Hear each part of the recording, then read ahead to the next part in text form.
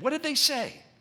We know from sources inside and outside the New Testament that when the disciples began proclaiming that Jesus had risen, what the opponents said was, the disciples stole the body. Now think about that. What is that? That's a cover story. They're implicitly conceding the tomb is empty. They're just trying to explain how it got empty. See what I'm saying? It's like if you're a teacher and a student comes up to you and says, the dog ate my homework. That student's admitting, look, I don't have my homework, but I can explain what happened to it. The dog ate it. It's the same thing.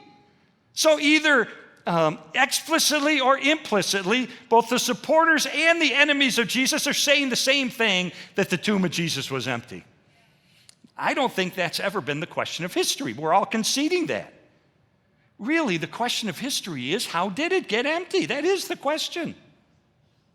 So you look at the usual list of suspects. The Romans weren't about to steal the body. They wanted Jesus dead.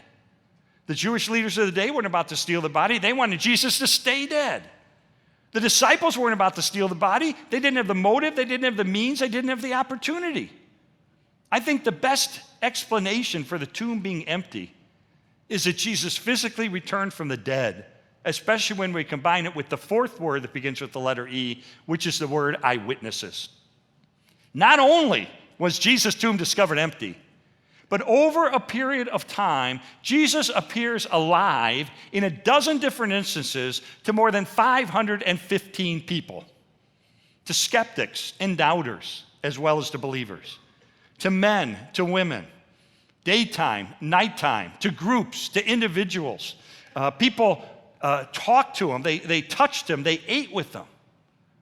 And think of this. Remember we said earlier, we're lucky in ancient history if we have one or two sources to confirm a fact? Well, get this.